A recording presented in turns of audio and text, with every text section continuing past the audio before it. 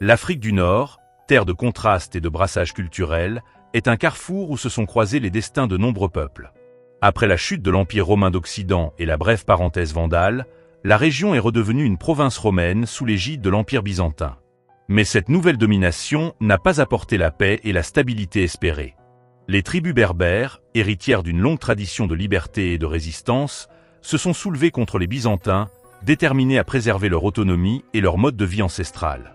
Parmi les chefs berbères qui ont marqué cette époque trouble, Cusina occupe une place à part. Son histoire, riche en rebondissements et en contradictions, illustre la complexité des relations entre les Byzantins et les Berbères et les difficultés de la cohabitation entre deux mondes aux valeurs et aux aspirations divergentes. Cusina est né vers la fin du 5e siècle après Jésus-Christ dans une famille où se mêlent les sangs berbères et romains. Son père était un berbère des Massiles, une puissante confédération tribale de Numidie, et sa mère était d'origine romaine. Cette ascendance mixte, mentionnée à plusieurs reprises par le poète latin Corippe, témoigne du brassage culturel qui caractérisait l'Afrique du Nord à cette époque. L'union entre ses parents s'est peut-être produite dans un contexte d'enlèvement, de mariage arrangé ou d'union libre, illustrant les relations complexes et souvent ambiguës entre les communautés berbères et romaines. On ne connaît rien de son enfance, mais on peut imaginer que Cusina a grandi dans un environnement marqué par les traditions berbères et les influences romaines. Sa mère romaine lui a probablement transmis la langue latine et quelques éléments de la culture romaine, tandis que son père berbère l'a initié aux coutumes et aux valeurs de sa tribu. Vers 533 après Jésus-Christ, Cusina est le chef des Mastraciani, un groupe berbère nomade ou semi-nomade installé dans la province byzantine de Byzacène, dans l'actuelle Tunisie centrale. Les Mastraciani occupaient probablement la région steppique située à l'ouest de l'axe Télept-Kapsa, un territoire de transition entre les plaines côtières romanisées et les zones montagneuses de l'intérieur, habitées par des populations berbères plus indépendantes. Cette localisation stratégique explique peut-être la familiarité de Cusina avec le monde romain et sa capacité à interagir avec les différentes communautés de l'Afrique du Nord. L'arrivée des Byzantins en Afrique du Nord en 533 après Jésus-Christ a suscité des espoirs de paix et de prospérité parmi les populations locales, las de la domination vandale. Cependant, ces espoirs vont être rapidement déçus. Les Byzantins, bien qu'ils se présentent comme les libérateurs de l'Afrique romaine, ne tardent pas à imposer leur propre domination, souvent perçue comme aussi oppressive que celle des Vandales. Comme nous l'avons vu dans les précédentes vidéos, la confiscation des terres, la pression fiscale et les restrictions religieuses étaient les principales raisons qui vont déboucher sur une série de révoltes berbères, qui vont ébranler l'autorité byzantine et plonger l'Afrique du Nord dans une nouvelle période de violence et d'instabilité. En 534 à 535 après Jésus-Christ, Cusina se joint à cette première vague de révoltes berbères. Il n'est pas le seul chef berbère à se soulever. D'autres chefs, comme Esdilazas, Medizinissas et Yurfoutes, lancent également des révoltes en Byzacène, témoignant de l'ampleur du mécontentement et de la fragilité de la paix byzantine. Procope de Césarée, historien byzantin qui a participé à la conquête de l'Afrique du Nord et qui est notre principale source d'information sur cette période, mentionne Cusina parmi les chefs rebelles en Byzacène. Il ne donne pas de détails sur les motivations précises de Cusina, ni sur le déroulement des combats auxquels il a participé. Au début de l'année 535, Salomon, le général byzantin qui a succédé à Bélisaire comme gouverneur de l'Afrique du Nord, mène une campagne militaire contre les rebelles berbères en Byzacène. Il affronte une coalition de tribus menée par Cusina et ses alliés lors de la bataille du mont Bourgaon. Le lieu exact de cette bataille n'est pas connu avec précision, mais elle s'est probablement déroulée dans la région montagneuse du sud-ouest de la Byzacène, où Cusina et sa tribu étaient établis.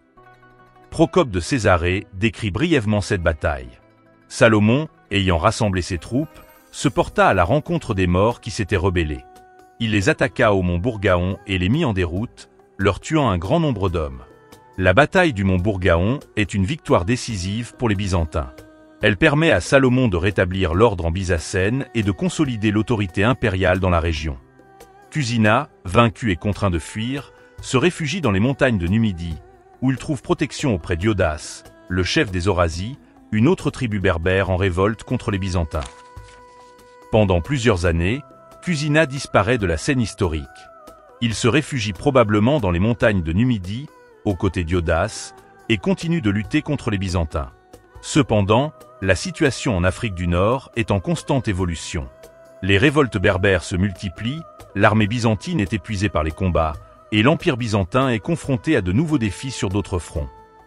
Dans ce contexte mouvant, Cusina comprend que la résistance à outrance est vouée à l'échec et qu'il est plus sage de négocier avec les Byzantins pour obtenir des garanties pour son peuple et pour lui-même. En 539 après Jésus-Christ, Cusina se soumet à l'autorité byzantine et accepte de devenir un allié de l'Empire. Les raisons de ce revirement sont incertaines, mais il est probable qu'il ait été motivé par un mélange de pragmatisme et d'opportunisme. L'Empire byzantin, soucieux de pacifier l'Afrique du Nord et de s'assurer le soutien des tribus berbères, accueille favorablement la soumission de Cusina. Il lui accorde des terres en Numidie, lui verse des subsides et le nomme préfet de tribu, un poste important qui lui confère l'autorité sur plusieurs tribus berbères de la région. Cusina devient ainsi un intermédiaire entre les Byzantins et les Berbères, un rôle délicat et dangereux qui l'oblige à naviguer entre deux mondes aux intérêts souvent divergents. La paix byzantine en Afrique du Nord est de courte durée. En 544 après Jésus-Christ, Antalas, le chef des Phryx, lance une nouvelle révolte contre l'Empire byzantin. Antalas, qui avait été un allié des Byzantins lors de la conquête vandale, est devenu l'un des plus farouches adversaires de l'Empire. Il est motivé par un profond désir de liberté pour son peuple et par une haine farouche envers les Byzantins, qu'il accuse de trahison et d'oppression. Antalas rallie à sa cause de nombreuses tribus berbères, notamment les Laguatans, une tribu puissante de Tripolitaine connue pour son utilisation de chameaux au combat. L'armée rebelle d'Antalas est formidable, et elle remporte plusieurs victoires contre les Byzantins. En 544 après Jésus-Christ, l'armée byzantine, menée par le général Salomon, affronte les forces rebelles d'Antalas à Cilium, en Byzacène. La bataille est un désastre pour les Byzantins. Salomon, vaincu et tué au combat, et son armée est mise en déroute. La mort de Salomon, général expérimenté et fidèle serviteur de Justinien, est un coup dur pour l'Empire byzantin.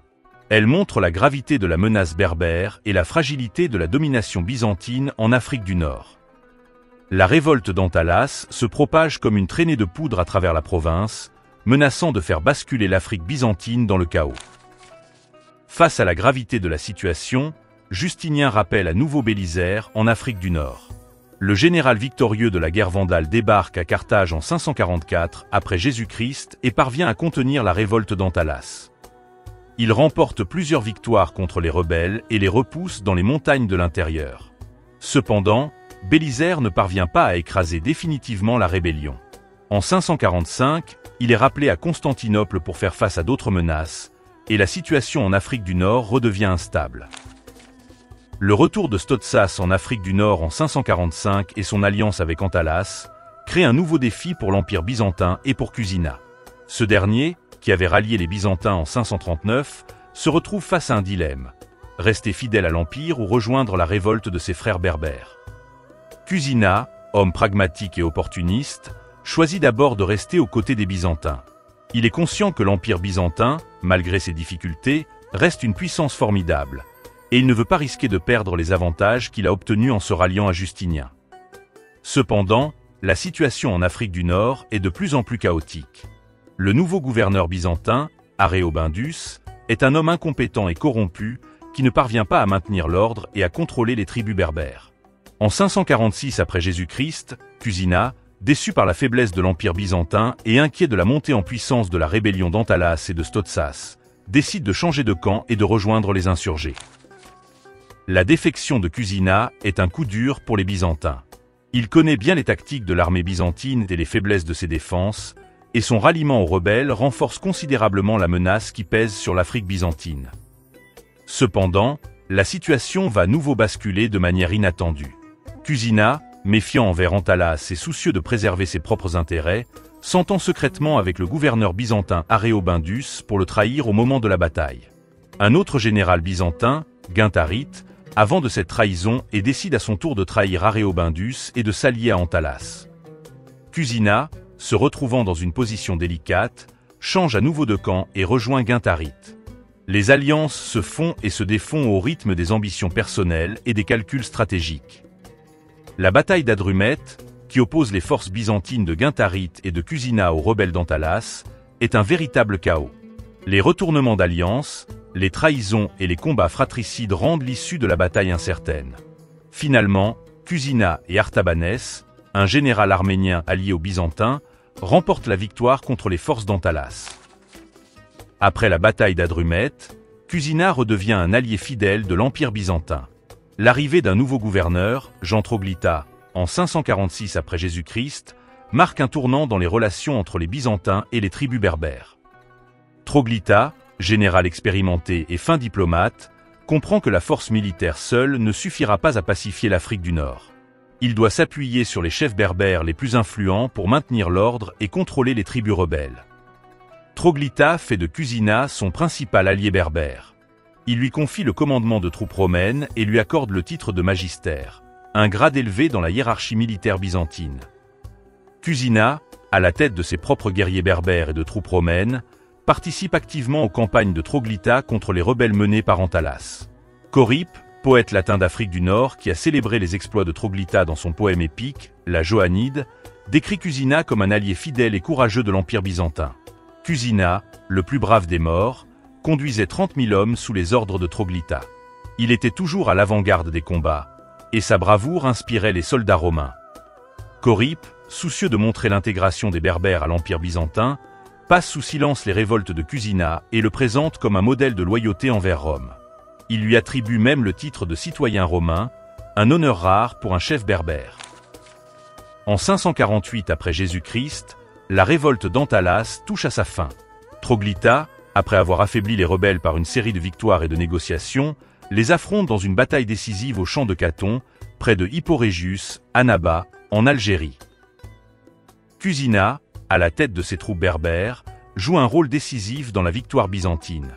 Il mène ses hommes avec courage et détermination, et sa connaissance du terrain et des tactiques berbères permet aux Byzantins de prendre l'avantage sur les rebelles. Antalas, blessé au combat, est contraint de fuir. Carcazan, un autre chef berbère allié à Antalas, est tué au cours de la bataille. La bataille des champs de Caton marque la fin de la révolte d'Antalas et la restauration de l'autorité byzantine en Afrique du Nord. Après la victoire des champs de Caton, Cusina reste un allié fidèle de l'Empire byzantin. Il continue de jouer un rôle important en Numidie, où il commande 30 chefs berbères et reçoit régulièrement des subsides de l'Empire. Cependant, son destin va basculer de manière tragique en 563 après Jésus-Christ. Jean Rogatinos, le nouveau préfet du prétoire d'Afrique, le fait assassiner pour des raisons inconnues. Les sources ne fournissent aucune explication à cet acte brutal. Certains historiens, comme Yves Modérand, suggèrent que Rogatinos a pu agir de manière impulsive et sans instruction précise de l'Empire, commettant une grave erreur politique. D'autres avancent l'hypothèse que Rogatinos a pu percevoir Cusina comme une menace potentielle, en raison de sa popularité parmi les tribus berbères ou de son influence grandissante.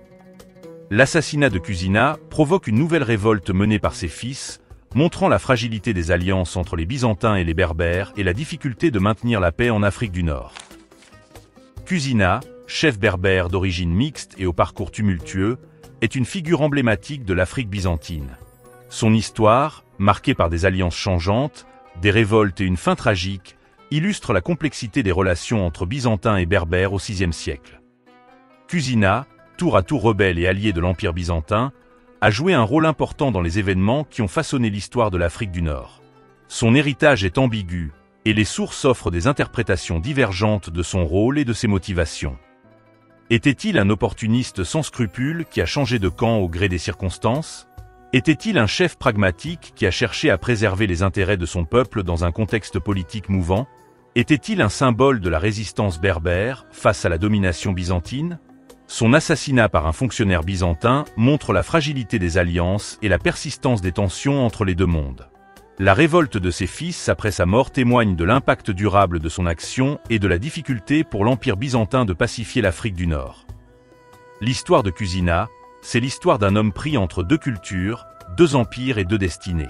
C'est l'histoire d'une Afrique du Nord en pleine mutation, où les anciens équilibres sont bouleversés et où de nouvelles forces s'affrontent pour le contrôle de la région. L'Afrique byzantine, fragilisée par les révoltes berbères et les divisions internes, est à l'aube d'une nouvelle ère. L'arrivée de l'islam au 7e siècle va bouleverser à nouveau l'ordre établi et ouvrir un nouveau chapitre dans l'histoire de l'Afrique du Nord. Mais avant d'explorer cette nouvelle page de l'histoire, nous allons nous pencher sur la figure d'un autre grand chef berbère, et dont l'histoire a commencé avec les Vandales, mais qui continue de faire parler de lui avec les Byzantins. Ce chef, c'est Antalas. Voilà, c'est la fin de cette vidéo. Si vous voulez connaître la suite passionnante de l'histoire de la domination byzantine en Afrique du Nord, Pensez à vous abonner et à activer la cloche pour ne rien manquer des prochaines sorties. Et si vous avez envie de plonger encore plus dans l'histoire fascinante de cette région, jetez un œil aux vidéos précédentes pour explorer toutes les interactions entre les peuples locaux et étrangers à travers les âges. Merci d'avoir regardé, et on se retrouve très vite pour la suite des aventures.